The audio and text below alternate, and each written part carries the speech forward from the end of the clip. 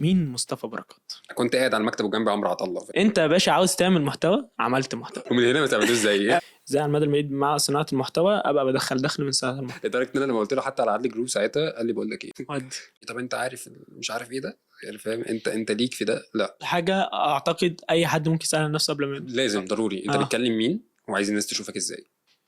انترفيو، البودكاست اللي هيفتح لك دماغك قبل ما يفتح لك أبواب العالم الإبداعي.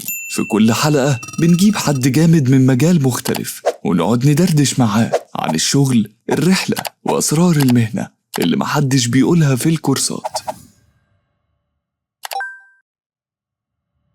معانا النهارده صانع محتوى من اشطر وافضل واجمل صناع المحتوى الموجودين في الوقت الحالي، وبيتكلم فعلا عن صناعة المحتوى بشكل اكاديمي، وبيدي ودايما بيفيد في فيديوهاته بمعلومات فعلا تفيدك في صناعة المحتوى وفي الورش بتاعته. فخلينا ناخد جولة او ناخد انترفيو، نعمل انترفيو معاه ونشوف هل هو فعلا مؤهل. انا اسف يعني، بس انت اكيد مؤهل.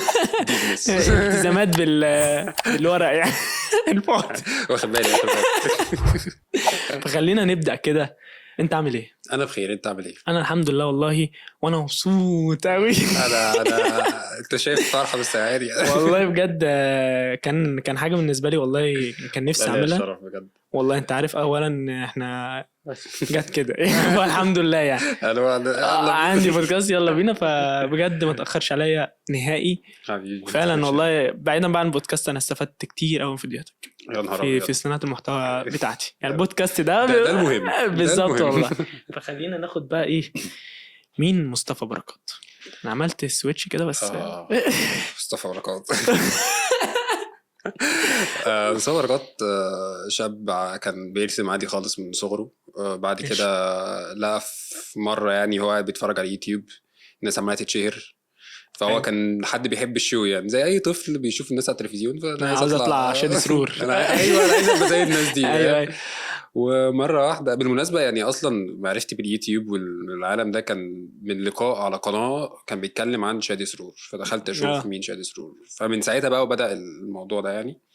جيت في تانية ثانوي جربت ان انا نخش في الموضوع ده، كان وقت الكورونا، فكانت الطفره اصلا بتاعت صناعه المحتوى وبالذات المحتوى القصير، ريلز وكذا. اعتقد كان تيك توك منتشر ساعتها. كان تيك توك كان ابتدى ينتشر بالنسبه لنا احنا كعرب يعني، فالموضوع كان كله قاعد في بيته، فتعالى ما نجرب الموضوع ده يعني. فالفجوه دي اصلا طلع منها يعني صناع محتوى كتير قوي، فانا كنت ساعتها شايف انه لا انا عايز ابقى على يوتيوب برضه، فقعدت اجرب طبعا عشان اجيب مايك، فكان ب 200 جنيه فما كانش بقى ده ياما ده. فكنت من كام درس ايوه. فالموضوع كنت بجيب السماعات القديمه واقص السماعه واخد المايك بتاعها. يا الله كنت عنيف جدا. طبعا. انا والله بجد انا اكتر حاجه بحبها في يعني في الحته دي، ان انت عايز تعمل حاجه، انت عايز تعمل محتوى. مظبوط. في ناس بتستنى واعرفهم شخصيا. انا اعرف ناس والله معاها معدات جامده جدا. والله انا اعرف ناس معهاش معدات وبتتبطل. انا عايز مايك وايرلس. ليه يا فندم؟ ليه حضرتك عايز مايك وايرلس يعني؟ ده حاله تانية. إيه الطمع ده في جهنم. ايه الطمع ده يا فندم يعني؟ لا بجد انت يا باشا عاوز تعمل محتوى، عملت محتوى. بالظبط. كان معايا ساعتها الموبايل شاومي نوت 4، كانت اختي كانت لسه جايبه لي. فساعتها والدي كان معاه نوت 7، فكان بالنسبه لي ده قمه ايه ده يعني، احنا عندنا طفره في البيت. ايوه. فكنت بصور بيه يعني، بدات ان انا اصور انزل. فساعتها كنت طالب حتى كاميرا من عمي يعني في الكويت، فساعتها الكاميرات اسعارها هنا هي هنا. وهتعمل ايه؟ طب خلص دراسه وجرب. فساعتها لما نزلت فيديو يعني اقتنع، قال طب هو عايز كاميرا. فبدات اجرب لحد ما دخلت ثالثه ثانوي. البعبع بتاع اي كارير لو شاب بدا من بدري يعني. فساعتها حتى والدي كان اركن على جنب وده على جنب، فكنت بالاخر يعني هسيبهم يناموا واشتغل. وبدات ان انا اصور منتج مش عارف ايه، لحد ما جيت في نص السنه كده محمد امام شيرت له ستوري. محمد امام مش الممثل، محمد امام دي او في بيعمل محتوى عن الاي اي يعني هو كده. فقال لي تعالى تصور سلسله، قلت له على سلسله اسمها هنتفرع عنه ومش عارف ايه، فظبطتها نزلتها. بعدها لقيت حد من العدلي جروب بيكلمني، فساعتها دخلت على والدي، فوالدي ما بقاش عارف هو يتبسط ولا ايه يعني. انت في ثالثه ثانوي؟ وانا في ثالثه ثانوي. هو مبسوط، هو الفرحه باينه في عينه، بس في نفس الوقت هو عمال يقول لي لا. فساعتها كلمته وقلت له يلا بينا. يعني ومن هنا ومن هنا ما تعملوش زيي. ففعلا كملت، ولكن المشروع وقف بعدها بفتره. فخلصت رحله ثالثه ثانوي، بس انا كنت ساعتها يعني شاب لسه صغير برضو، كان في حلم يعني وخلاص كان على الباب، بس الباب اتسد مره واحده. طب تحب تحكي لي عن ثالثه ثانوي؟ ثالثه ثانوي كانت مرحله بالنسبه لي يعني لذيذ يعني، ما انكرش ان هي كانت احلى السنين اللي مرت عليا. كنت ساعتها شويه منغلق على نفسي، ما بنزلش سناتر، ما بروحش دروس. ولما جت ثالثه ثانوي بدات اتعرف على اصحاب جديده وفي النطاق اللي انا فيه، فبدات طب يلا ننزل، طب يلا نروح، طب يلا نيجي.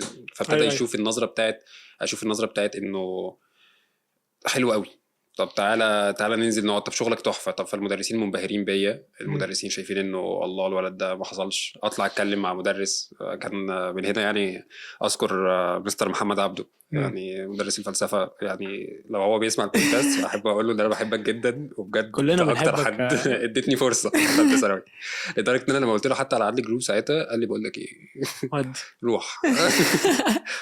انا بحب الاساتذه دي جدا بجد. وهو كان حتى يعني مش بيقول لي روح وسيبك من الدراسه، يعني روح وانا هتابع معاك في الدراسه، يعني اللي هيقع منك انا هشيله لك. فكان بصراحه يعني انا مديون له يعني بكل الشكر. فبعد كده ثالثه ثانوي بدات اتعرف على ناس مش عارف ايه، طبعا زي اي شاب كان بيمر بعلاقات بقى والكلام ده، فاتعلمت منها دروس برضو. علاقات عاطفيه؟ عاطفيه مش وقت احنا جايين هنا شغل وفلوس. ما هو بقى دي البوينت يعني. اكتشفت ان في شغل وفلوس مش وقت علاقات عاطفيه. فبعد كده خلصت يعني ثالثه ثانوي. كانت سنه بصراحه يعني مش زي ما الناس فاكره. انا كنت ادبي ده مبدئيا. هو دخلنا اعلام، احنا في حته حلوه. انا كنت ادبي وكنت بخطط معهد سينما. فذاكرت اخر 3 شهور. مع ذلك كنت يعني بذاكر قبل الدرس، فاروح اجيب الدرجه اللي انا عايزها وامشي. فاهم قصدي؟ فكان بالنسبه لوالدي والدتي بيكلموا مدرسين شاطر تمام. ففضلت مكمل بقى على الريتم ده لحد ثالثه ثانوي خلصت. النتيجه طلعت هنا بقى يعني النتيجه كانت صدمه وللاسف كانت السنه دي اللي كان في مشاكل في الدرجات. يعني سنه كام؟ من 3 سنين مش فاكر السنه يعني وقت الكورونا قصدي ولا لا كان بعد الكورونا على طول. بعد الكورونا على طول. فساعتها كنت جايب رقم يعني ما بيتجابش، ما يتذكرش في البودكاست يعني ما ينفعش والله العظيم. رقم ما يتكتبش على ورق. عشان ما حدش يحتار في الخمسينات يعني. ما شاء الله ده كويس. فاحنا النتيجه جت، والدي لقيته بيقول لي طب كويس. ايه الدنيا؟ ولكن هو قال لي طب كويس لانه كان شايف ان في ناس شاطره تانية شافهم شايلين ب3 ولا 4 مواد يعني. فاهم؟ كويس قوي. والدرجات بتاعتي ما كانتش منطقيه، يعني انت مسنطرها على كل المواد على 30. فاهم؟ أيوة مش 30 من 60 20 من 40. فاهم؟ فكان في حاجه غلط يعني. الحمد لله يعني جات لي ساعتها اعلام، فوالدي ساعتها جاب لي كمبيوتر، ومن هنا بقى بدات رحله الاديتنج البروفيشنال يعني. فاهم قصدي؟ كنت ساعتها قبلها كنت منتج على كاين ماستر وفليمورا على الموبايل. محدش عمل محتوى ما عداش عليه بالظبط. فكان بالنسبه لي لما مسكت بريمير مش محتاج توتوريالز، مسكت بريمير بقى بدات اظبط انا الدنيا واكتشف في يوم بعد يوم يعني. بدات اتفرج على محتوى عربي شويه، طب يلا نصور وهكذا. لما دخلت الكليه كنت خايف ان الشو او الايجو اللي انا كنت واخده في ثانويه عامه ينطفي في الكليه. فاهم؟ فلما دخلت الكليه كان اول محاضره كان دكتور شيماء الفولي. انت كنت يعني في اعلام؟ دخلت اعلام؟ دخلت اعلام. طب وصناعه المحتوى؟ وصناعه المحتوى انا مستمر مع صناعه المحتوى. بتعمل صناعه محتوى بتعمل محتوى قصدي وبتنزله على وبنزله. بس ساعتها ما كنتش بعلم الناس كونتنت كرييشن، ولكن كنت بعمل محتوى ستوري تيلينج يعني. فاهم؟ ايوه وتزامنا مع ده وانا داخل الكليه كنت في شركه ما يعني بتدرب صناعه محتوى و مع حد كبير جدا في المجال، حد يعني ليه الفضل عليا يعني. ماشي جامد. تحب تقول اسمه ولا مستر هيثم ابو عرب؟ ماشي. هيثم ابو عرب استاذي يعني. جامد. ففضلت مكمل على الموضوع تمام. بس انا مش عارف استمر بعدها ولا الكليه مش فاهم الحياه الجامعيه وهكذا، لحد ما جت محاضره للدكتور شيماء الفولي في ماده الاتصال بتتكلم عن صناعه المحتوى وهكذا. فرفعت ايدي قالت لي نزل ايدك. بعد شويه راحت قالت لي اللي كان بيسال، ورفعت ايدي تاني وبدات افهمها مين هو صانع المحتوى. هي بتسال من باب ايه؟ اختبار يعني؟ لا مش اختبار، هي مش بتسالني مين هو صانع المحتوى، بس هي كانت بتتكلم عن صناعه المحتوى، فحبيت اوضح ايه هي صناعه المحتوى ومين هو صانع المحتوى. وكان هدفي من وقتها ان انا اتناقش مع الدكتور، مش ان انا اعمل شو خالص. ايوه. وكان بالمناسبه يعني ده كان فيها لقطه حلوه قوي، وانا بتكلم كان في بنت زميلتي كنت لسه اتعرف عليها حتى من اسبوع يعني، فقاعده قدام في صف البنات، فسمعت بنت اول ما انا اتكلمت عن نفسي وانا مين وبعمل ايه وكل الكلام ده، راحت البنت دي راحت قايله عريس يا ابوي في نص المحاضره يعني. عيب كده. حاجه مرعبه جدا. بدات اتكلم مين هو صانع المحتوى ومش عارف ايه، فاقتنعت جدا وعجبها جدا الموضوع ده، وقالت انا ما كنتش اعرف، بس انا هسيب الكلام ده للسؤال بتاع ازاي تبقى صانع محتوى. ماشي جامد. فقعدنا بقى نتكلم يعني، بعد ما خلصت قالت لي تحفه انا ما كنتش اعرف الكلام ده. بعد كده قالت انا طالبه برزنتيشن، ومن هنا بقى بدات نوافذ. طب احنا هنتكلم عنها. بالظبط هنتكلم عنها يعني خليه على جنب. ماشي. فما استمريت لحد بدات اشتغل مع شركات. في مره لقيت حد بيكلمني قال له انا عبد الله عنان عايزك تيجي تشتغل معانا في شارع العلوم. اشتغلت في شارع العلوم 4 شهور. بعد كده اديتور، فيديو اديتور. ماشي جامد. وكنت يعني كنت بشتغل في الميديا عموما. هو طبعا الشركات في الميديا في مصر وده عائق بالنسبه لي يعني ان انت اديتور، بس مجرد ما بتعتب الشركه انت ميديا برودكشن يعني، فاهم انت الكل في ايوه عايزينك تتشقلب فوق هتتشقلب يعني. بس ما كنتش بتساعده في حته صناعه المحتوى افكار؟ لا لا لا لا هو بسم الله ما شاء الله تبارك الله يعني، هو عبد الله عنان يعني دماغه عبقريه جدا، ومعاه ناس تقيله جدا. فانا كنت قاعد على المكتب وجنبي عمرو عطله، فاهم اللي هو كنت لسه بتفرج عليك من يومين عشان اعرف ازاي اعمل ازاي افتح كاب كات وبريمير.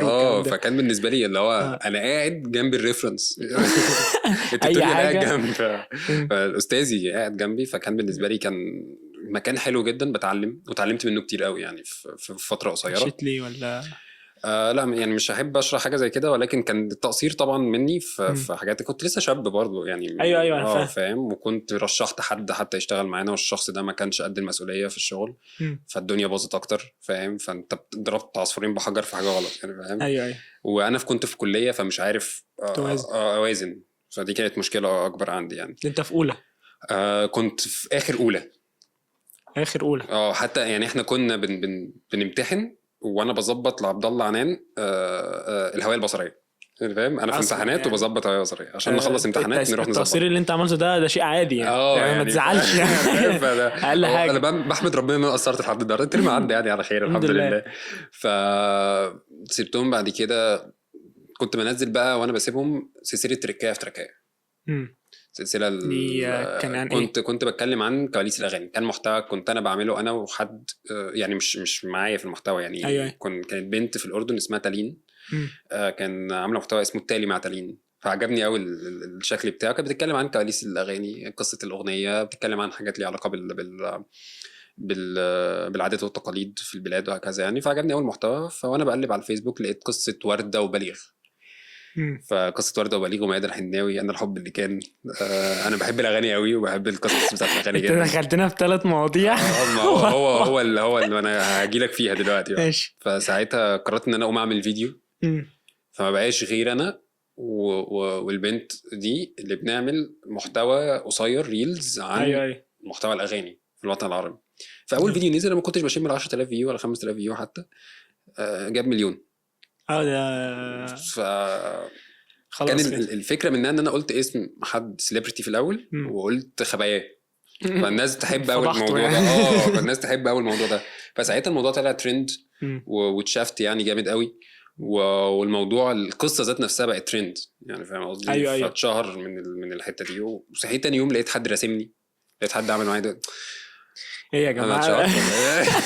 وصلت فالحلم وصل ولا ايه؟ منى الشاذلي حالا كلموها لي. فبدات بقى استمر على سلسله عملت لها هويه تركايه. اقل فيديو فيها كان تقريبا كان جاب 50,000. ففضلت مكمل عليها. نزلت منها 30 فيديو، جبت حوالي 10 مليون فيو على تيك توك. انستجرام تقريبا مش فاكر جبت كام، بس جبت رقم يعني بالملايين.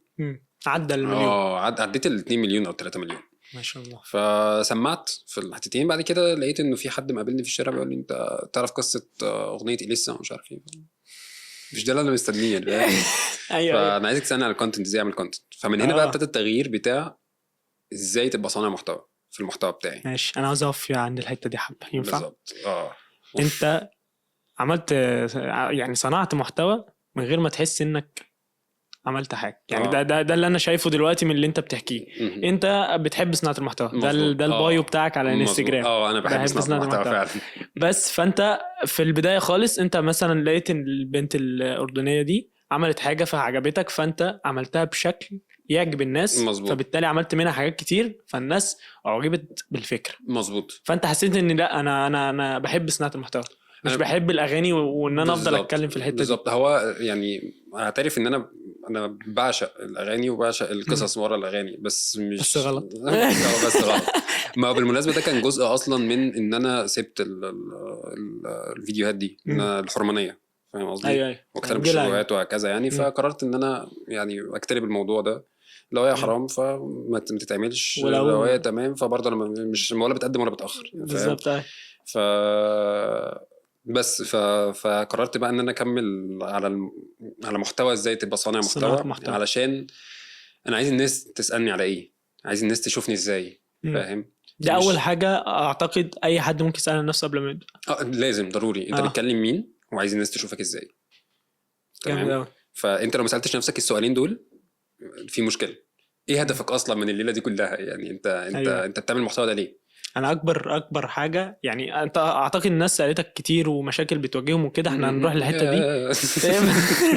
بس انا اكتر سؤال جالي، مش عارف ده برضو اتكرر معاك ولا لا، اللي هو انا مش عارف اعمل ايه المحتوى بتاعي. يعني مثلا جرافيك ديزاينر مش عارف يعمل محتوى ايه، طب اعمل على الجرافيك. لا انا مش حابب اطلع بالبرسونا دي، انا عاوز ابقى فن وبتاع، فاهم؟ فهو مش عارف يربط، هي ليها تربيطه، فاهم قصدي؟ دي بالنسبه لي مشكله. هي ليها تربيطه انك تبقى فن وكل حاجه، بس في ناس بتتكلم في مجالك. مزبوط. فالناس تحب الحاجتين دول، ده عاوزين نتكلم فيها حبه بقى. يعني هقول لك حاجه. هو الفكره كلها انا بعمل هو ليه في صناعه محتوى. يعني ماشي. ليه انت بتعمل محتوى؟ احنا كان عندنا الاعلام، تمام. جميل. الاعلام عليه هو جهه رقابيه شويه، ومش اي حد بيطلع عليه، ولازم تبقى متدرب وخريج اعلام او قعدت فتره قصص حزينه ومكياج قبل ما تخش. أيوة انا جاي نايم بدم امبارح يعني فاهم منطقي. فمش عارف ايه، فصعب جدا انك توصل ان انت تبقى اعلامي. فهو يعني حكر على ناس معينين. أيوة فاهم. أيوة. ومش بقول حكر على ناس معينين اللي هو ناس ولاد بشوات او لا، انا بتكلم على ناس قطعت شوط كبير قوي فبقت اعلاميه. بالظبط. لكن صناعه المحتوى جات لنا، المنصات ظهرت، يا معلم انت معاك موبايل بس خلصت، فاهم؟ انت مش محتاج اي حاجه تاني. فاي حد بقى سهل ان هو يشارك رايه مع الجمهور. ولو ان دي حاجه يعني مش احسن حاجه. اي حد يعني بقى يشارك رايه مع الجمهور وسهل جدا. طيب في ظل ان احنا ناس دلوقتي ابتدى يظهر ملايين المحتوى، انت ازاي تبقى مختلف عن الناس دي؟ فاهم قصدي؟ انا عايز اعمل محتوى عن مش عارف ايه. طب انت عارف مش عارف ايه ده يعني، فاهم؟ انت ليك في ده؟ لا. طب انا عايز ابقى اتكلم عن التمثيل. طب انت ماشي. مخرج، منتج، مونتير؟ لا. طب انت شغلك ايه؟ والله انا بشتغل في طب الاسنان. يا فندم يا ريس، فاهم؟ طب انا عايز اعمل كذا، طب انا بحب الكذا، طب يعني هو الكونتنت اللي موجود دلوقتي واللي بيكسب ان انت عندك قيمه بتقدمها للجمهور. مش لازم تبقى بتحبها. أيوة. بس انت عندك قيمه بتقدمها للجمهور. عندك قيمه فهتبني ثقه بينك وبين الجمهور، فعلى المدى البعيد هتبقى معروف. لكن انت لو طلعت تقول لي دلوقتي محتوى اغرب 3 شجرات في العالم، اغرب 3 عربيات في العالم، مش عارف ايه، كان زمان يعني هتتشير وهتلفت انتباهي، بس على المدى القصير. انت في حاجه في فيديو ممكن اغرب 10 عربيات في العالم يلفت انتباهك؟ يعني ممكن والله انا اصل ما اقول لك حاجه، والله البني ادم فضولي بطبعه. ايوه صح. فهو لو قال لك العربيه العاشره عمرك ما شفتها، عمرك ما شفتها، فبتكمل عشان تشوف العربيه العاشره. ممكن تلاقيها هونداي يعني ممكن تلاقيها عربيه فيرنا يعني. بس انت مكمل الاخر انت عايز تشوف العربيه الاخيره ففي فضول. فانت دلوقتي لازم يكون عندك قيمه بتقدمها للناس علشان الناس تستفيد وتبقى مرتبطه بيك. جميل. وده بينقلنا لنقطه الهويه البصريه. ماشي. طب قبل ما اخش الحته دي انا اسف. مظبوط. من 3 سنين اي ام مصريه اي اب مصري كان عاوز يعلم ابنه البرمجه عشان هي المستقبل. من وجهه نظري في 2024 2025 البرمجه تساوي يعني هما الاثنين في صف واحد، صناعه المحتوى مظبوط. والبرمجه في صف واحد، اهميتهم هما الاثنين انا شايفهم دي المستقبل. حقيقة. لو هنتكلم بقى برمجه اي اي والكلام ده كله، صناعه المحتوى هو المستقبل قدام. مظبوط. ف ليه صناعه المستقبل، ليه صناعه المحتوى المستقبل قدام، او ليه هي مهمه اصلا؟ يعني ليه واحد مثلا دكتور استاذ جرافيك ديزاينر فيديو اديتور ليه يعمل صناعه محتوى، ليه يعمل محتوى؟ هو المحتوى بكل بساطة زي ما قلنا ان هو في قيمة انت بتقدمها، فالقيمة ماشي. القيمة دي ممكن تكون شغلك، حياتك، تجربة انت مريت بيها، لغتك، هويتك، ماشي. رأيك في قضية كبيرة، فتح سوق عمل لناس وهكذا. فهو انت زي ما انت نزلت بوست على فيسبوك بتقول ان انا طالب ناس تشتغل معايا في كذا، انت عملت محتوى كامل عن شركة مثلا. ايوه. ففي ناس هتقدم على الشركة، الدايرة بتاعتها اوسع، الجماهير بتاعتها اكبر. انت دلوقتي لو في بوست دلوقتي قدامك مكون من 100 سطر، عمري ما مش هكمله للاخر، عمري ما هبدأ فيه اصلا. مظبوط. لكن لو هو فيديو فيه هوك وفي كول تو اكشن أيوة وفي ستوري تيلينج في النص، لا هتكملها. صناعة المحتوى هي بمثابة لسان لقيمة، فاهم؟ احنا بنرجع دايما للقيمة. القيمة، صناعة محتوى يعني قيمة، ما عندكش قيمة ما تعملش صناعة محتوى. والقيمة اللي هي المحتوى. مظبوط. المحتوى المضمون. ماشي. ما عندكش قيمة ما تعملش محتوى، انا بقولها يعني. طب لو حد عايز يعمل محتوى معهوش قيمة، ما عندوش قيمة، ما تعملش محتوى، اعمل لك قيمه وبعد كده اعمل محتوى. جميل قوي. ايوه فاهم. يعني اعمل قيمه، والله اعمل حاجه. بس انا يعني انا بس عاوز اقول حاجه صغيره. انا بدات برضه صناعه محتوى في 2019. مظبوط. بس كنت بعمل مقالب وتحديات. مظبوط. يعني كان نفسي ابقى شادي سرور بجد. يعني الصنف ده كله يعني.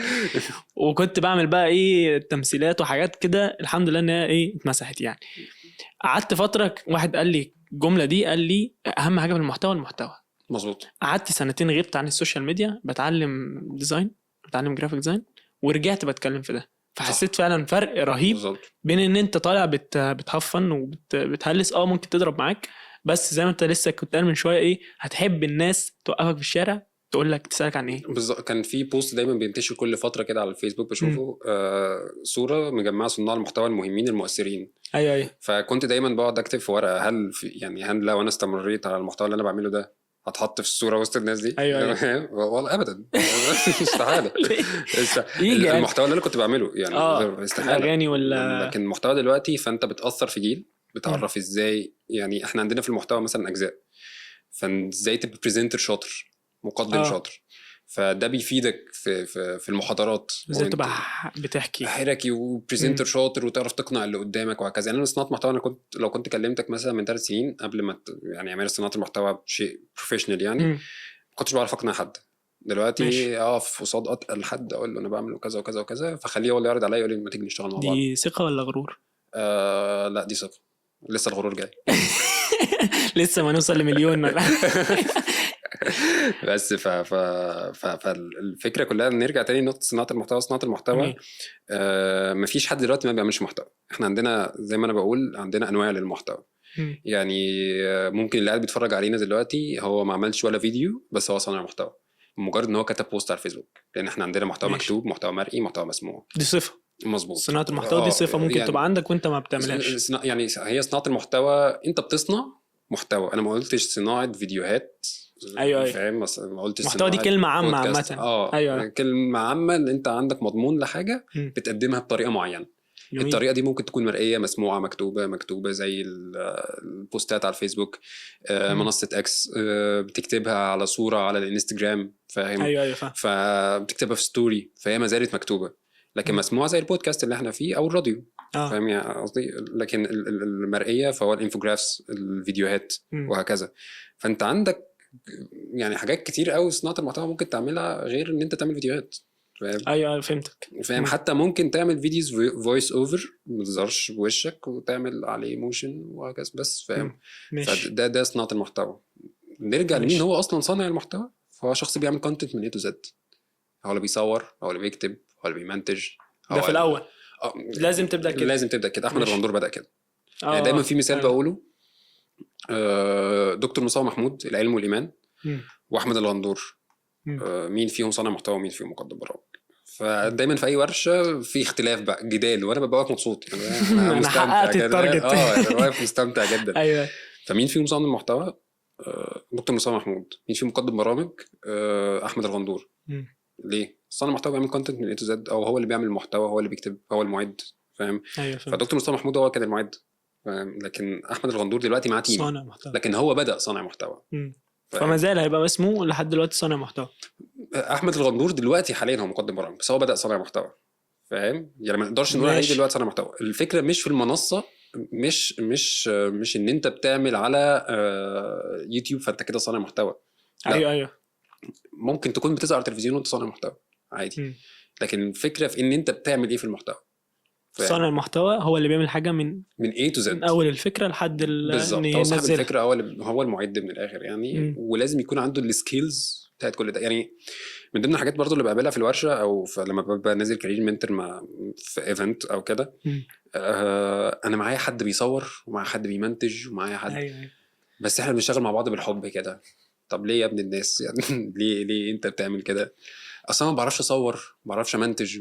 طب يا ريس، ما دي الفكره، ما انت داخل صناعه المحتوى عشان تتعلم ده، فانت توصل لبوينت بالظبط. لازم يكون معاك. انت لما تبقى صاحب شركه في المستقبل وشركه انتاج باذن الله ان شاء الله يا رب، لما تيجي تقعد مع المونتير هو مش فاهم هو بيعمل ايه، بس انا عايز دي، فاهم؟ ايوه والله لا ماليش دعوه، فاهم؟ فاهم افتر افكت، فاهم كتابه، فاهم تصوير، فاهم. احنا بنتكلم على الاقل تبقى معاك الاساسيات بالظبط، اساسيات التصوير، اساسيات المونتاج. ما اقولكش يعني انت سينيور في كل حاجه. بالظبط. وبالمناسبه يعني مقدم برامج ده مش حاجه سهله يعني، عشان بس في ناس بتحس ان انا بغلط فيه. لا بالعكس، يعني مقدم برامج ده حاجه كبيره جدا. انت وصلت الليفل ما حصلش، فاهم؟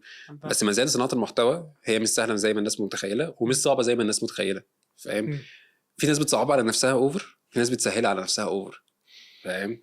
فدي ده الملخص يعني بتاع مين هو صانع المحتوى اصلا. مصطفى بركات ما حبش يحط نفسه في ان هو يعمل محتوى بعيد عن اللي هو اتعلمه، او بعيد عن العلوم او الحاجات اللي هو اكتسبها من ناس تقيله، فاهم؟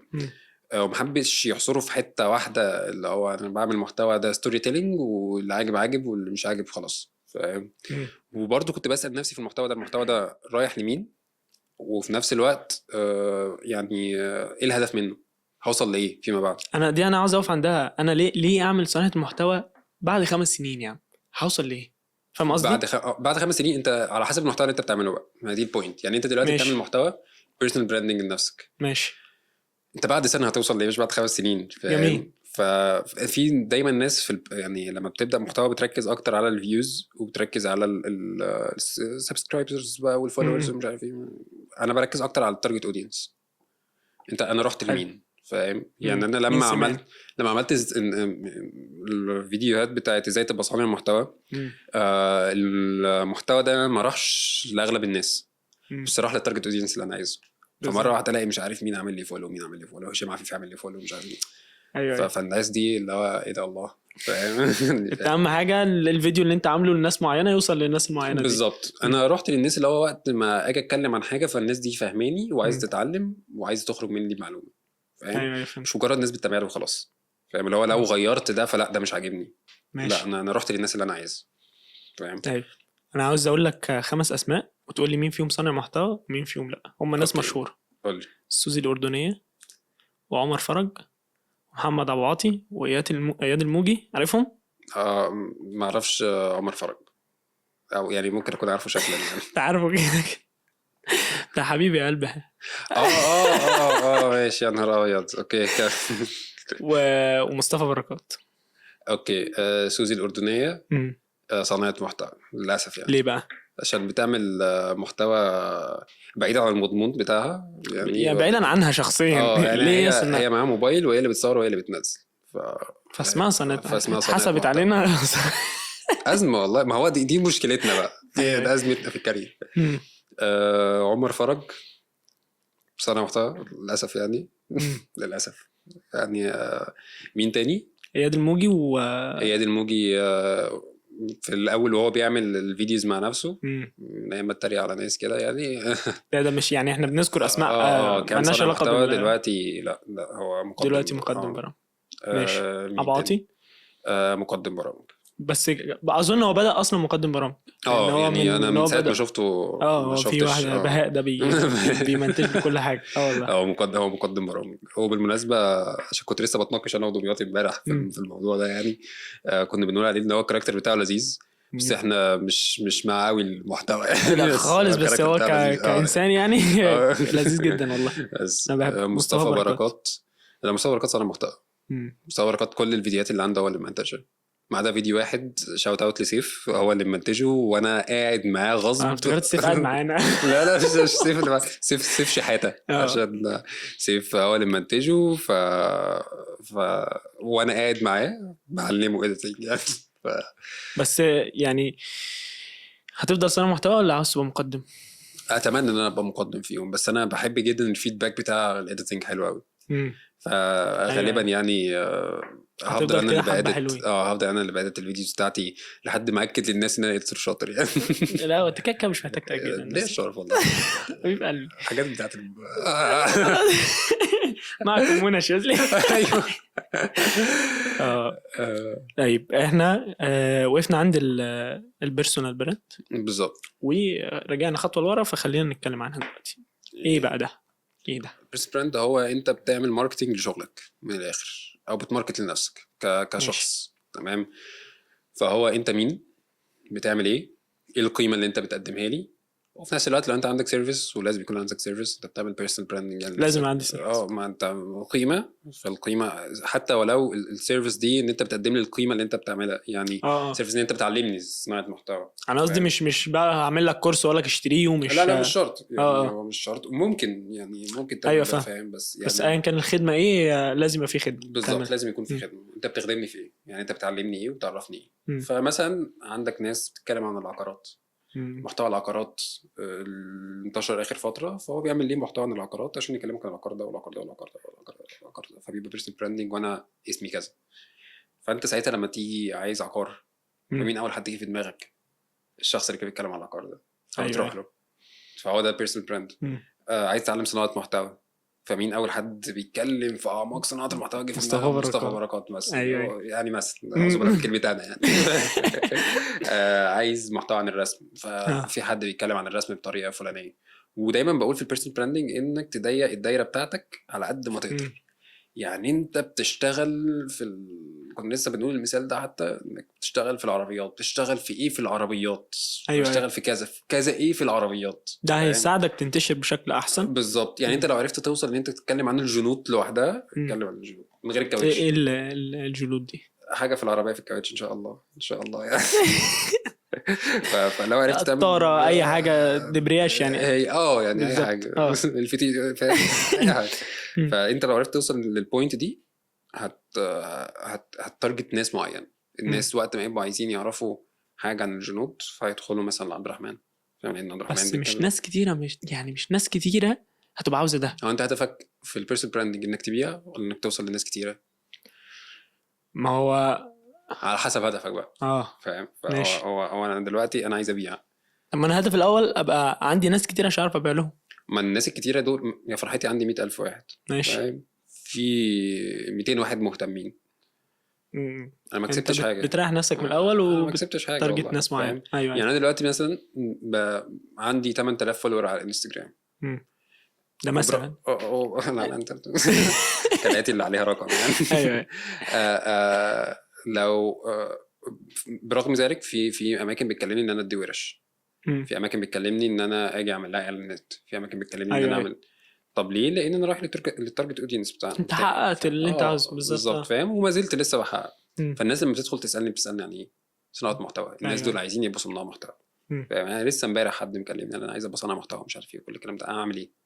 هي دي الفكره بقى. اعمل ايه؟ تعالى يا باشا احضر. ده انجلها. بس انا واحد عاوز اعمل محتوى ولنفترض ان انا معايا محتوى. يعني انا مثلا جرافيك ديزاينر عاوز اعمل محتوى ودلوقتي في مثلا ممكن اقول لك 70 واحد بيعمل محتوى في الجرافيك. ازاي ابقى متميز؟ ازاي اصلا ابقى صانع محتوى في الحته دي؟ وازاي اتارجت الناس دي؟ يعني اعمل ايه عشان ابقى خلاص انا كده تارجت الجمهور بتاعي؟ احنا بنبدا في المحتوى دايما بالفكره. ماشي. الفكره اللي انت عايز تقدمها. خلينا يعني ماشيين بمثال. الفكره ان انا جرافيك، هتكلم في الجرافيك. الفكره ان انا جرافيك ديزاينر. انت ماشي. قلت دلوقتي مثلا ان انا اعرف 70 واحد. ماشي. ادخل على 70 واحد، اتفرج حلو. على محتواه، حلو. بعد كده شوف الكومنتس، الناس محتاجه ايه، تسال على ماشي. ايه دايما، عايزه تعرف ايه. جامد. فاهم؟ ده بناخده نكتبه على جنب ونطلع منه بكونتنت، مم. لان ده عليه طلب. ايوه. فانت لما بتيجي تعمله بتلاقي خلاص ناس. في ناس جايه. مم. تمام. تدخل تشوف الجرافيك ديزاينرز ذات نفسهم المحتوى بتاعهم ازاي تبقى مختلف عنهم، ازاي تاخد زاويه مختلفه. يعني احنا عندنا دايما لما بنيجي فكره بنقول الفكره وزاويه الفكره، زي ما انا قلت من شويه بتضايق الدايره. فانا ايه هتكلم زاويه الفكره؟ معلش. يعني زاويه الفكره اللي انت بتضايق الدايره. يعني انت عندك مثلا هتكلمني عن الرسم، هتكلمني عن ايه في الرسم؟ مش فاهم؟ هتكلم تعليم اكاديمي كده. ولا بتعلم اطفال، ولا بتكلمني عن ادوات الرسم استخدمها ازاي، ولا بتكلمني اجيب منين ادوات الرسم. فده محتوى فلوجز مثلا، كل يوم بنزل على العتبه اجيب من كذا وكذا وكذا. أيوة. فعايز تجيب الفرشه دي هتلاقيها في المكان الفلاني. فاهم؟ فده محتوى. انا لو عايز اعرف اجيب ادواتي منين هدخل عبد الرحمن، عايز اعرف ازاي أيوة. استخدم الادوات دي هدخل لمسابقات. فاهم؟ فانت حددت. ماشي. فكل ما بتضايق الدايره كل ما بيبقى احسن. ده مضمون انك تجيب الفكره ازاي. خلاص انا جبت الفكره، مظبوط. عاوز ابدا. عايز تبدا، بتعمل حاجه اسمها استراتيجي، تارجت اودينس بتوعك وهدفك من المحتوى. ماشي. انت هدفك ان انت تفضل تعمل محتوى وتعمل ورش مثلا، وفيما بعد تفضل مصمم على الموضوع ده انك بتعمل محتوى يجيلك اعلانات وهكذا، ولا انت عايز يجيلك كلاينتس وتبقى جرافيك ديزاينر زي ما انت وبتسوق لنفسك؟ الحته دي حلوه قوي. انا جرافيك ديزاينر وعاوز كلاينتس، ومن ناحيه تانية انا جرافيك ديزاينر وبعمل ورش عاوز الناس. طيب انت دلوقتي لو عايز تبقى مثلا جرافيك ديزاينر وتعمل ورش، حلو. فانت هتعلم الناس الجرافيك. تمام. هتعلم الناس البيزكس بتاعت الجرافيك. حلو. وهنا لما بتتكلم بلغه البيزكس او الناس تتعلم جرافيك، فانت بتكلم الناس اللي قدامك على انهم لسه مكتشفين الفوتوشوب ده امبارح. ايوه. فاهم؟ انت لسه بتحاول تشوف ايه الدنيا. لكن لو انا دلوقتي عايز اجيب كلاينت، فانت دلوقتي ماشي. بتعمل توتوريال او بتتكلم عن ازاي عملت الديزاين ده للكلاينت الفلاني. فاهم؟ فساعتها الكلاينت ده هيبقى بيني ثقه بينك وبينه، اللي هو تشتغل مع كذا، اشتغل مع كذا. يعني انا كنت بعمل فيديوز ازاي عملت محتوى حكيم كمان، ازاي عملت محتوى لاي شويه خطير ازاي. فاهم؟ والله العظيم ساعتها ابتدت التارجت اودينس معينين هم اللي بيكلموني علشان اعمل لهم محتوى. ايوه. فالناس دول عارفين لما يكلموا مصطفى بركات هيطلع منهم بايه. بس انت اظن انت بقى في محتواك انت عايز تحقق الاثنين. انا في محتواي بحقق الاثنين. انك يعني تسوق للورش بتاعتك وانك تسوق لنفسك عامه. مظبوط. انا يعني كل هدفي من المحتوى ان انا اكون ذو اثر في صناعه المحتوى في مصر. فبأثر بالمحتوى ان انا بعمل محتوى لناس. ايوه. في نفس الوقت بعلم جيل ازاي بصنع محتوى، عشان فيما بعد يطلع لنا جيل ناضج فاهم يعني ايه صناعه محتوى، وما يطلعش زي المحتوى اللي احنا بنشوفه بنعاني منه حاليا. وبنعاني منه. يعني احنا كصناع محتوى حتى بنعاني منه. لا على راسه بطحه حاسس. فالمحتوى دايما على فكره يعني حتى محتوى التسليه في اوقات بيبقى ليه قيمه يعني. انا يعني ما بكلمكش ان انت هتعمل محتوى تفيد الناس بس. لا انت ممكن تعمل محتوى تسليه تضحك الناس وتهزر مع الناس بالظبط بحدود وكل الكلام ده، وفي نفس الوقت يعني ستاند اب كوميديانز لما بيعملوا محتوى والله خدتها على لساني. تحفه يا جماعه. يعني انتوا واصلين الليفل. انا لو قعدت اقل قاعده مع اصحابي في الاول ما اعرفش اطلع بالليفل ده. حصل. اي فبتقعد يعني بتفرج عليهم وانا قاعد باكل. فاهم قصدي؟ ايا كان بقى انت ايه مجالك سوق نفسك صح. بالظبط. فالمهم انك تسوق لنفسك صح. فبتشوف انت رايح لمين او عايز تروح انت لمين، تبدا تعمل حاجه كل حاجه زيهم. يعني ديكور محتواك. ديكور المحتوى بتاعك. دايما بتكلم على انه الديكور لازم يكون مناسب للشخص اللي انت بتتكلمه. بس انا هبدا يعني انا هبدا. اوكي ابدا بحاجه بسيطه. انا مش عاوز الناس تتعطل عشان الفكره دي. فاهم قصدي؟ لا بس يعني انا عندي حيطه وستاره. بس اهم حاجه ما تحطش جرايد وراك. يعني الموضوع ده وكراتين البيض اللي متلونه يعني اهم حاجه يعني شوف الناس برضه عايزه ايه. يعني انت مثلا بتتكلم، يعني دايما كنت بتكلم في فكره الديكور انه مش شرط انك تكستمايز ديكور. انت دلوقتي المثال اللي انا دايما بقوله، انا بعمل محتوى للام ازاي تتعامل مع الطفل، اعمل ديكور مناسب للام ولا للطفل. انا بكلم مين؟ التارجت اودينس بتاعي الام. طيب هعمل الديكور مناسب للطفل ليه؟ انا مالي بالطفل؟ ليه هحط الام في اوضه اطفال؟ اصل هي بتتكلم عن الطفل، انا مالي. طب ايه الديكور المناسب للام؟ دلوقتي انا راجع من الشغل وحاطه الموبايل وانا واقفه في المطبخ وبعمل مكرونه وبكلمك عن موقف حصل مع ابني النهارده في المدرسه وانا ازاي اتصرفت. حلو. وانت ازاي تتصرفي. تمام. حاطه الكاميرا وانا قاعده بطبق هدوم وبكلمك انه حصل موقف النهارده في البيت مع بنتي ودلوقتي ازاي نحل الموقف ده. انت بتتخيل اللي بيتفرج عليك ده مين؟ اللي بيتفرج عليا عادي خالص محتاجه تحس بالامومه قدامي، مش تحس ان في اخصائيه بتكلمها. ايوه تمام. ما ينفعش انا اطلع ببدله او اقول لها والله يا استاذه انت محتاجه تعملي كذا وكذا. لا، انا حصل معايا الموقف ده وانا ازاي اتصرفت فيه. فاهم؟ يعني بقرب بقى للتارجت اودينس. في بنت كده مش فاكر اسمها والله، بس هي بتبقى قاعده على السرير طمطم تواجه العالم. اوكي. طب لسه بعملها والله خطيره في المحتوى بتاعها ورسمي. انا اكتر حاجه عجباني انا بسمع لها عشان اشوف الديكور وطريقه الكلام بالمناسبه طمطم من تحت ايد يعني هيثم ابو عرب. فمستر هيثم انا لكم دايره واحده. انا بكن له يعني بجد كل الاحترام. الراجل ده دماغه في حته تانية ما شاء الله. والله العظيم. يعني عامل محتويات انا لو عديتهم لك دلوقتي انت اكيد عارفهم كلهم. فاهم؟ يعني اقتصاد منزلي هو اللي كان عامله من الورش بتاعته. يعني ده كان من تبع فيرتيكال يعني. فاهم؟ دول كان تبع فيرتيكال. فمستر هيثم يعني مطلع كان برضو القروبة. كان مين تاني كان عامل حاجة اسمها سوق العمل، ده كان من الورشة اللي أنا كنت فيها. فعامل أكتر من محتوى والشركة جابت تقريبا في خلال سنة 1 مليار مشاهدة ان شاء الله. فده رقم يعني. فاهم قصدي؟ فبسم الله. وكان طبعا معاه مستر حسام يعني ومع ناس بسم الله ما شاء الله تبارك الله عليها يعني ان شاء الله. طب نرجع فالديكور هو من الاخر مش لازم تكستمايز حاجه، بس لو عندك حاجه قريبه قدمها يعني. فاهم قصدي؟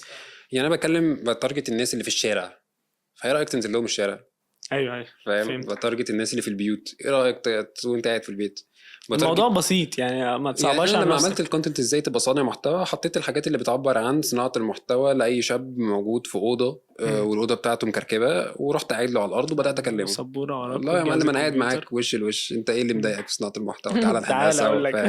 فبدا هو لابس شراب عليه مش عارف ووتر ميلون عليه مش عارف ايه، فانا مقرب منه. وكمان مش جايب مثلا سكريبت من لابتوب وكده، لا انا فرش له الورق قدامي.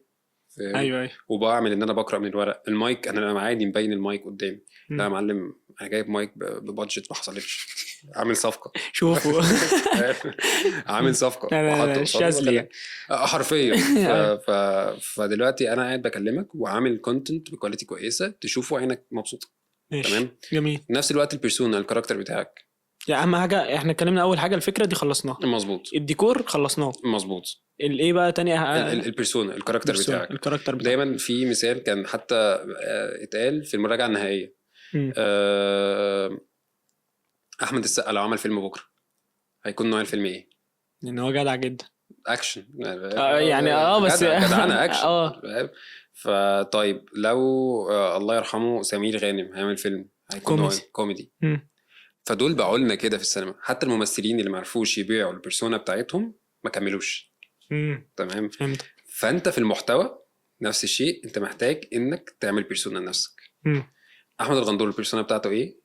حد دحيح جدا بتاع معلومات بس لابس ايس ووتش شعره منعكش. هي الناس اشترت البيرسونا، اشترت الكاركتر بتاعه، مع انه هو ممكن يكون في الحياه هادي جدا. فاهم؟ ايوه بس ده البيرسونا بتاعته والكاركتر بتاعه قدام الناس. ارسمها ازاي بقى؟ انت دلوقتي بتشوف الناس اللي قدامك بتتعامل ازاي. المحتوى بتاع الام ماشي خلينا نرجع. انا فمش هينفع اقول لها حضرتك والله يا استاذه لازم تعملي وايدي كده. لا والله يا حبيبتي يعني ما تعمليش للواد كذا واعملي للواد كذا. لا وهي بتطبق الهدوم مثلا. لا يا حبيبتي والله ايه ده المكرونه فارت، ايه ده مش عارف. تخش معاه في الجو. انا يعني فاهم. فانا مش محتاج ان انا اصطنع ان انا اخصائيه. ايوه فاهم. حتى لو حضرتك اخصائيه فاهم ما حدش هيسمعك يعني لو اتكلمتي هي ممكن تتكلم بالتون ده لو هي بتعمل بيرسونال براندنج للعياده بتاعتها او فاهم. لكن لو حضرتك بتعملي محتوى توعوي مش اكتر بلاش. جميل. يعني اهم حاجه ان انا اكون قريب للتارجت اودينس. يعني انت بقى خد المثال ده وطبقه على نفسك في ايا كان الجرافيك ديزاينر. فدايما كنت بتكلم عن الجرافيك ديزاينر. حتى في فيديو انا بعمله عن انفلونسر اسف الفريلانسر. فالفريلانسر دايما بيبقى ظهره وجعه، ما عندوش وقت يقعد مع اصحابه. دايما الكلاينت بيقول له عندك 200 تعديل. فهو في نص المحتوى ممكن نروح ثانيه واحده في فويس جاله فاهم حاجات تمثيليه في النص. حاجات هزار. فدي البيرسونا بتاعتي وانا بقول له لا على التعديل مثلا. فاهم. مم. فدي بيرسونا بتساعدك يعني بتخلي في جو لذيذ بتخلي في جو وبترسم البيرسونا هو فكره بتاعتك. الهويه والديكور والبيرسونا. مم. لو انت اتشهرت في شهر هتكمل بعد الشهر، هتكمل على مدار سنه سنتين أيوة. 3 الناس هتفتكرك. فبتعمل ليك يعني بتبقى محتوى طويل الامد للاخر. مش محتوى يظهر في شهر شهرين تتشهر تعمل فلوس تفتح مطعم فرايد تشيكن وتمشي. وانا جاي بصور بكلم واحد صاحبي فبقول له انا رايح اصور مع مصطفى بركات. قال لي مين مصطفى بركات؟ قلت له انا مصطفى بركات صانع محتوى بحاول خبرتك لوحدها. قال لي انت قايل اسمك في المقدمه بس هو ما افتكرش غير لما قلت له المقدمه بتاعتك دي. ايوه فهي لسه جايه بالي يعني هي مرتبطه بحاجه في المحتوى. فهو مرتبطه بانه انا مصطفى بركات صانع محتوى بحول خبرتك لمحتوى. حتى يعني دكتور مصطفى الجلاد اللي هو يعني ليه فضل عليا برضو انا وهو في الاستوديو واحد. زي ما يقعد يهزر معايا يقول لي نقعد نعمل تيست قدام الكاميرا يقول لي انا مصطفى بركات صانع محتوى بحول خبرتك لمحتوى. فهو فاكر الجمله بتاعتي اكتر من المحتوى اللي بعمله لذيذه قوي والله بجد يعني. فالناس معلقه معاها دايما لما بقف مع حد في الشارع يقول لي مش انت بتاع اللي بتحول خبرتي المحتوى يعني حاجه مبسوط منها جدا. دي البيرسونا ودايما بيبقى عندك متلازمه مش عارف ايه. يعني سعودي مثلا سعودي بيقدم محتوى فاخر فاهم. انا محمد ابعاطي دايما مع كامل احترام. ايوه ده بالنسبه للبيرسونا ديكور. بالنسبه بقى الحاجات اللي بتبقى يعني اساسيه من وجهه نظري في المحتوى اللي هو بتقدم. هنخش على التصوير والكلام ده ولا لسه؟ هو بقى الالوان. ماشي. الالوان ليها لغه فاختار اللون اللي يناسب. الاضاءه الالوان من حيث الاضاءه من حيث اللوجو والموشن. ماشي خلينا نقول ان احنا ناس عاديه يعني مش هنحط لوجو احنا بس عايزين اضاءه. الالوان من حيث الاضاءه انت عايز الناس تحس بايه وشوف اللون ده اللون اللي يناسب الموضوع. يعني اصفر طاقه امل ايجابيه مش عارف ايه فبس ده الاصفر. ايوه طب احمر تحذير وكل الكلام ده ودم ومش عارف ايه بس في نفس الوقت طاقه وسرعه ومش عارف ايه. اختار لون مناسب على المحتوى اللي انت بتقدمه. بالظبط. يعني انت اللون الاصفر اصفر. انا ايه بقى الاصفر؟ يعني هو اصفر واخضر عشان شويه راحه يعني فاهم واصفر. بس انا بلعب شويه في الالوان يعني انا تلاقيني مش مستقر على اللون بس اللون دايما لازمني الاصفر لان انا بحب الاصفر جدا يعني. عشان كده عملنا لك الاستوديو كله اصفر. جيت لي الحته اللي اي خدمه. فده الالوان يعني. ده يعني مش هطول في فكره الالوان. انت بتختار الالوان منين؟ بالظبط من كلر ويل. خلينا بقى نخش نخطف كده التصوير مونتاج. والفونتات برضو انت عندك السيرف والصنصيرف لازم تعرف انواع. اقول لك حاجه استخدم الاي اي شات جي بي تي اساله السؤالين دول ايه هي انواع اللوجو وايه هي انواع الفونتات. ماشي بس كده مش يعني محتاج بقى كورسات مش محتاج الليله دي كلها والليله دي هتفهمك انت عندك 7 انواع للفونتات وعندك 6 انواع او العكس يعني عشان اتلخبط. فدول انت محتاج تعرف محتاج اللوجو المناسب لمحتواك والفونت المناسب لمحتواك. تقدر تستخدم لحد 3 فونتات بس في المحتوى ما تستخدمش اكتر من كده. جميل. بس دي المعلومات اللي اقدر اقدمها في البوينت. ايوه واحنا برضو مش عايزين الناس تشغل بالها بده دلوقتي يعني. بالزبط. احنا بنبدا يعني احنا دايما متارجتين الناس دي. انا دايما بقول وانت بتبدا وبتجرب وتغلط في دول احسن ما تفضل بتجرب على مدى بعيد يعني على فتره طويله في الاخر تكتشف الحاجات دي فيما بعد. فانا بقول لك من دلوقتي انا تخلي بالك منها ببساطه يعني. بالظبط. بالنسبه للتصوير والاضاءه انت مش محتاج اكتر من انك تعرف الكاميرا بتشتغل ازاي والاضاءه بتشتغل ازاي. الموبايل تعرف مثلث التعريض ايه بقى هو؟ ايزو شاتر فتحه عدسه لازم تكون عارفه. افهم ده ازاي؟ اسال الاي اي او الفيديوهات على اليوتيوب ما فيش اكتر منها. يعني الفيديوهات على اليوتيوب اصلا دلوقتي بتاعت ازاي تبقى صانع محتوى تصور بالموبايل ازاي تعرف المثلث ده فبيشرحه لك بكل بساطه. هو ما فيش حاجه اليوتيوب صعب. كتاب مفتوح اللي هيعلمك الهوية البصريه الجرافيك ديزاينرز اللي هيعلمك تصوير صناع المحتوى جامد صرف. يعني ده اللي انا بقوله دايما. بالنسبه للاضاءه فاعرف الاضاءات الاساسيه الكي لايت الباك لايت الريم لايت الفيل لايت وشكر الله سعيكم. اعرف تنور وشك ويسلك هتنور يعني فاهم. بس ده اللي انت محتاج تعرف. بس خلصنا الاستراتيجي والهدف. احنا كده صورنا. انت كده صورت طلعت المحتوى بتاعك تبدا تستمر عليه الفتره. ما بعرفش امنتج. ما بتعرفش تمنتج سهل افتح يوتيوب.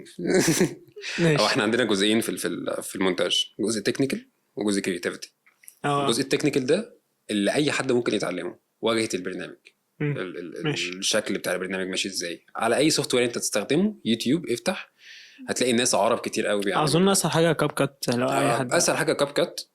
بس انت عايز تشتغل بروفيشنال جدا يعني أيوة. بريمير او دافنشي. تمام ماشي.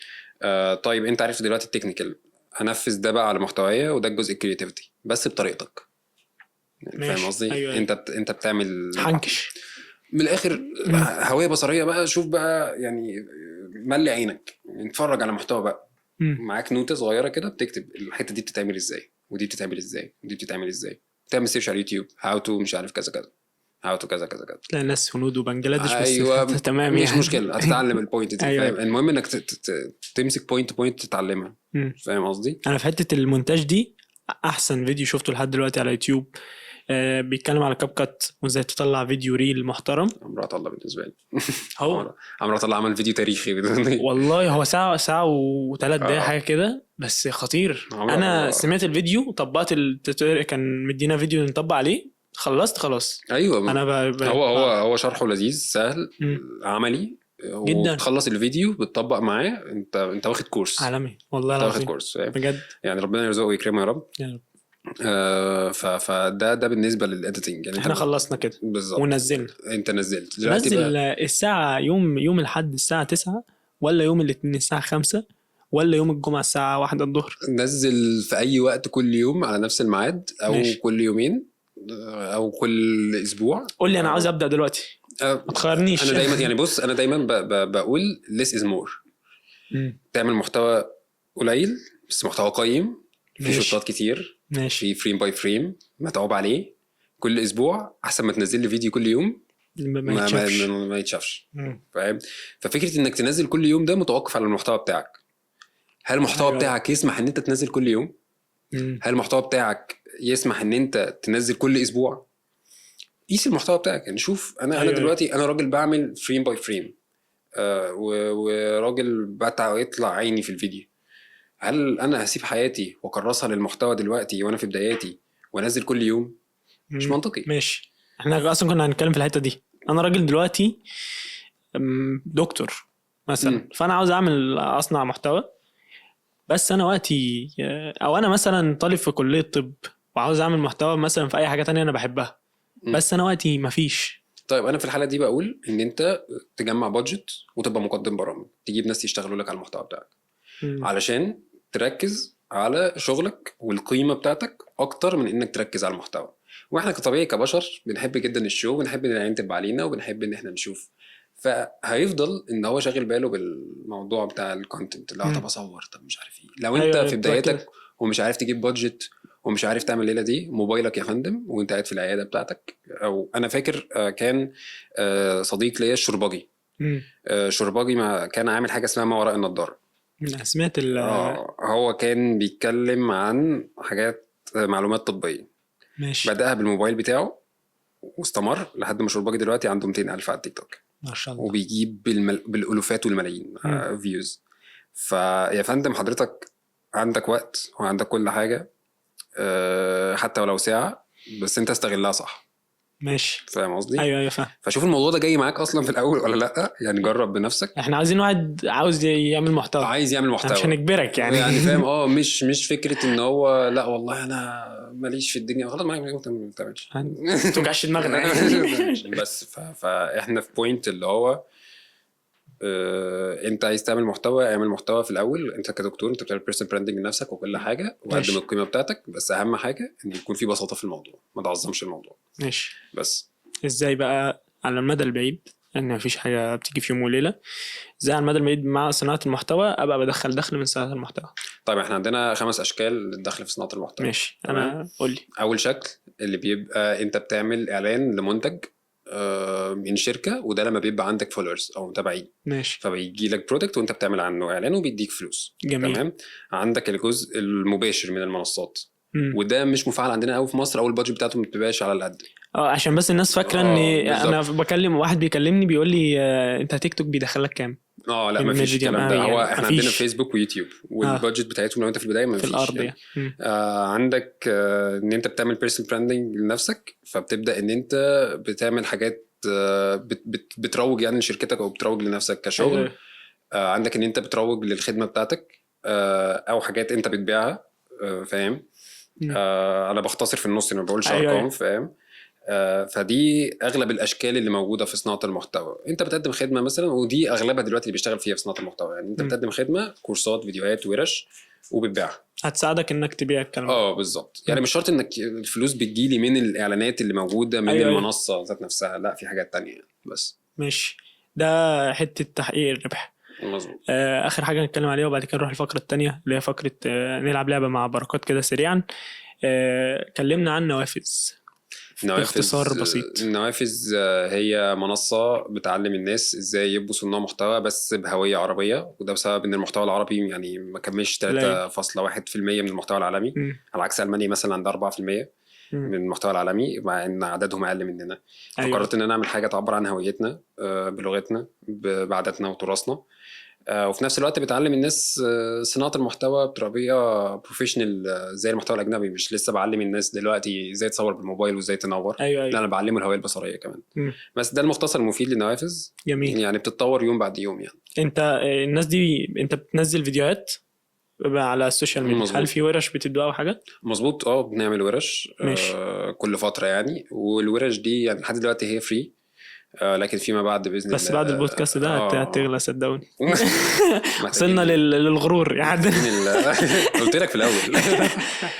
ماشي بس خلاص، يعني اي حد بيبقى عاوز تفاصيل اي ورشه بيتواصل معاك. بيتواصل على نوافذ مع التيم، مع او نوافذ. بيتواصل مع مصطفى بركات. كل التفاصيل دي هتبقى موجوده في الديسكريبشن، اللينكات كلها بتاعت بركات وبتاعت نوافذ. فانا مبسوط قوي، وانا كصانع محتوى انت رتبت لي افكاري والله يعني بجد. استفدت قوي من اللي انت قلته، وانا هدف دايما الانترفيو ده او البودكاست ده ان احنا نرتب للناس افكارها. مظبوط. بس فانا مبسوط قوي، وانا كمان. وخلينا ننتقل الى الفقره الثانيه. يلا بينا. الثانيه عشان ايه ما نضربش. وهي اللعبه، هنلعب بقى اللعبه وبقى ايه هتعرفوا يعني ان شاء الله. الفقره الثانيه وهي بنلعب مع بركات لعبة اللي اتلعبت على السوشيال ميديا كلها، ولكن احنا اكيد لينا بيبقى في طعم كده معين واحنا بنلعبها مع بركات. فخلينا نبدأ اللعبة. توكل على الله. ماشي، خلينا يلا ارفع الورقة عندك. ابدأ انت، انا هتوضع وشبت. طيب ماشي. حد بيعمل محتوى تك؟ لا. انت بتعد اوكي، بتعد الأسئلة يعني. اوكي اسأل. بيتكلم في الكرة؟ لا. ماشي. اسأل. اسأل. انا اعرفه. يعني ما فيش صورة ليكم انتوا الاتنين، بس انتوا موجودين مع بعض على السوشيال ميديا، يعني صحاب اعتقد يعني. اشتغلنا مع بعض قبل كده؟ لا. طيب. ده سؤال تاني بس يعني هنعديها لك. اوكي. طيب ده محتوى الاساسي على يوتيوب؟ لا. ماشي. محتوى الاساسي على تيك توك؟ اوكي ماشي. ماشي. ده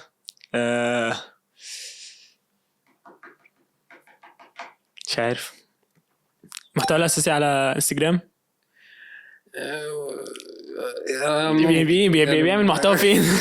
ممكن يعني، لا يعني ايه، لا على الابلكيشن التاني. لا.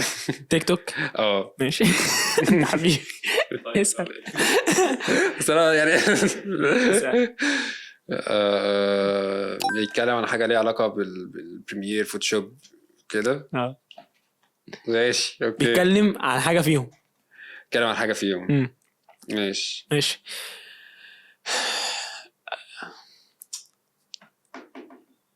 عنده على تيك توك فوق 1,000,000.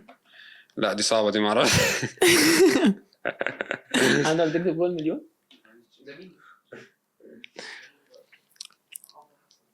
طيب استنى، ما بيتكلمش في الكوره، بيتكلم في التكنولوجيا يعني. ماشي. اسال. هنطول قوي. انا السؤال ده ممكن يحدد اللي انا اساله دلوقتي، ممكن يحدد، بس انت لو عارف اجابته. انا بحبه عارفه يعني، فقول لي. عمل لي كومنت قبل كده على فيديو من فيديوهاتي. اعتقد ده علي هاسلر. انا هشتم بس مش هينفع. انا كلامي معاه مش معاك والله. عشان هو اللي قال لك في الغالب. انت مش عارفه؟ يعني انا بشوف، يعني انا شفته قبل كده، انا فاكر ان هو كان بيعمل فيديوهات مع اخته. ده اخويا و... بس يعني اولى جامعه جت. هو لذيذ. اشكرك بس انا قلت له لو خسرت اعزمك على حاجه واحده مش. ومن هنا احب اوجه رساله لعلي هاسلر ده انا بحبه جدا واعرفك من وسط 1000 واحد. شوف يعني كان اختيار مناسب. مناسب جدا بجد. الحمد لله الحمد لله هو كنت لسه قاعد معاه من اسبوع والله يعني خلاص هنجيبه ان شاء الله هنا. ان شاء الله ان شاء الله. فصلنا بفاصل صغير انا بتكلم لغه عربيه في يعني خدنا فاصل بلعبه بسيطه ولذيذه مع مصطفى بركات. خلينا ننقل للفقره الاخيره، الفقره اللي ببقى نفسي اعيط فيها بس لحد دلوقتي لسه مفيش حد خلاني اعيط. احكي لي قصه او موقف او حاجه نصيحه حولت حياتك. بص بقى دي عامه ما بكلمكش في صناعه المحتوى. الحمد لله يعني ما فيهاش حاجه ايموشنال قوي يعني. ولكن هو انا يعني انا في سن صغير كنت بمر بمراحل كتير قوي تبقى عائق يعني انا لسه في اولى جامعه اتعرضت ان انا في مشكله في عقد واحتكار وهكذا. لسه بجرب، فاهم قصدي. تاني مره حد في شركه ما يعني قال ان انت ما ينفعش تشتغل في شركات تاني وان انت شخص مش مسؤول وان انت وبعد كده، والشخص ده انا بحبه جدا بالمناسبه يعني، وبصراحه انا بشكره على الكلام اللي هو قاله يعني. حولك يعني خلك شخص خلاني بحاول على قد ما اقدر ان انا بقدر المسؤوليه في كل وقت يعني. والدي يعني انا ما كنتش شاطر قوي في التعليم، ما كنتش قد التعليم وهكذا وما زلت يعني في الجامعه. فدايما كنت بقول لوالدي ان انا ما نجحتش في ده بس في حاجه تانية تقدر تفتخر بيا فيها يعني. واي صانع محتوى دايما بقول له انه في 3 جمل مهمين او جملتين اهمهم يعني بالنسبه لي.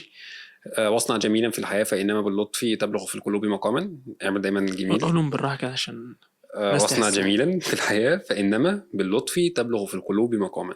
طول ما انت لطيف وذوق وما بتبخلش على حد بمعلومه ربنا هيزيدك. والتاني معلومه انه دايما وسع دايره معارفك بناس احسن منك في مجالك.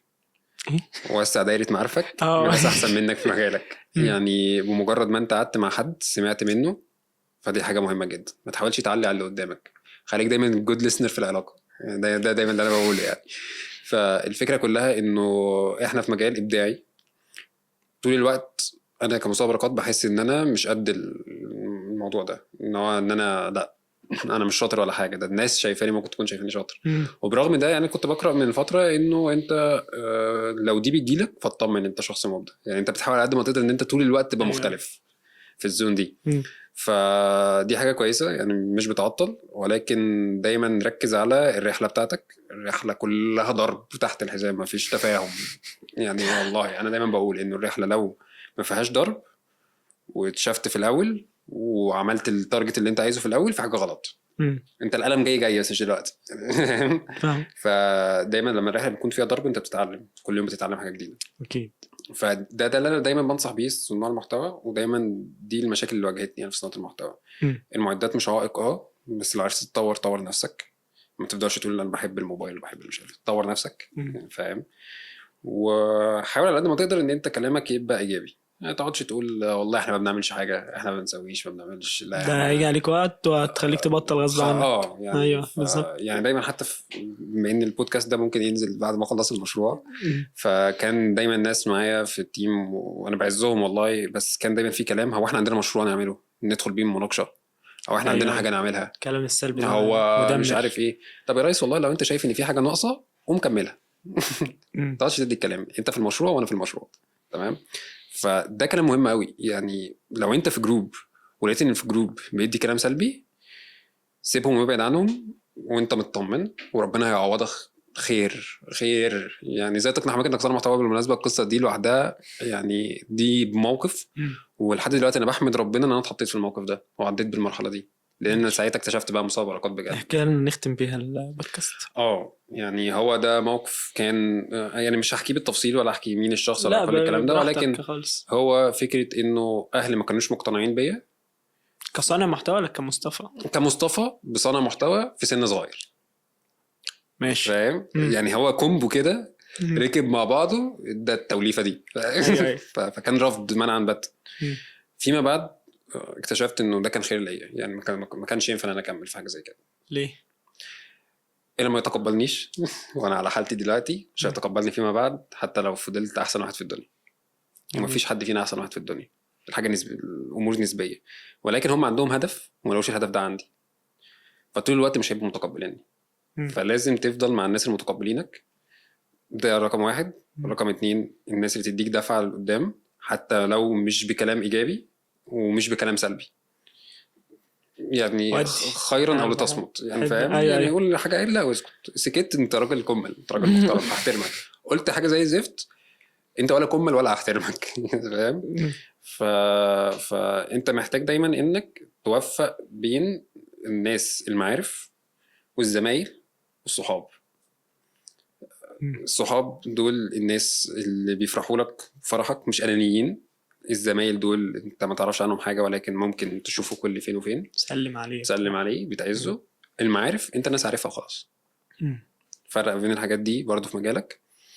والمجال الابداعي محتاج طولة بال، ومحتاج انك كل يوم تصحى الصبح تتعلم حاجه جديده، محتاج انك كل يوم تذاكر له، مش حاجه اتعلمتها في فتره وبتكمل عليها. بالنسبه لي المجال الابداعي ده هو اكتر في المنتل اكتر من ان انت بتحرك ايدك. يعني دايما بقول لو كنت عامل محتوى، كنت عامل فيديو اسمه كل صناع المحتوى حراميه، وكان هدفي من المحتوى اقول ان انت خليك يعني حرامي شاطر، ما تسرقش تلزق. فاهم قصدي؟ فالهدف منه ان انت مش العين اللي تشوف وايدك اللي تنفذ، لا عقلك اللي يشوف صح. وايدك وعينك ينفذوا. فده المجال في منتهى البساطه. وانا بعمل محتوى دايما، يعني كنت عملت الحكيم كمال محتوى، وعملت الآية شعيب محتوى، وعملت الحازم ويشي محتوى، استاذي. الناس دي كلها لما كنت بعمل محتوى كنت بشوف حاجه بسيطه وانا بتفرج وانا بعمله. لما المحتوى بينزل في انبهار. ايوه فانت بتاخد يعني الحمد لله كده انت مستريح. ايوه بالظبط. فانت بتلاقي ان انت بقيت تعمل الحاجه اللي انت كنت من سنتين شايفها صعبه دلوقتي بتعملها سهله. بس والله انا في قمه سعادتي. انا بجد والله انا مبسوط. والله انا مبسوط جدا. بودكاست لذيذ وكلمنا في حاجات مهمه جدا. يعني اتمنى ان شاء الله يكون فاد اي حد بيسمعه، اي حد بيتفرج عليه، يكون رتب افكارك. اتكلم في كل حاجه في صناعه المحتوى. ما اعتقدش ان انت هتبقى محتاج حاجه تاني غير اللي هو قالك عليها. يعني قالك روح للاي اي هتروح للاي اي، قالك اسمع فلان الفلاني في المونتاج مثلا فهتعمل كده. غير كده فما اعتقدش ان انت هتتوه في حاجه تاني في صناعه المحتوى. فاحب اشكرك. انا والله يعني انا اللي بشكرك على الاستضافه اللذيذه دي والكلام اللذيذ والاسئله يعني فاهم محلها. بتعلم منك والله بركات. ربنا يبارك لك والله. قسما بالله اول مره اشوف المايك ده فعلا. وهنا نكون وصلنا للنهايه. تنساش تشاركنا رأيك في الكومنتات، تقول لنا حابب نتكلم مع مين تاني كشخص أو كمجال أو كأي حاجة. وشير لايك وشير كومنت واعمل سيف عشان هتحتاج للحلقة يعني. احنا على يوتيوب فلو لقيت سيف اعمل، ما لقيتش تمام. السلام عليكم.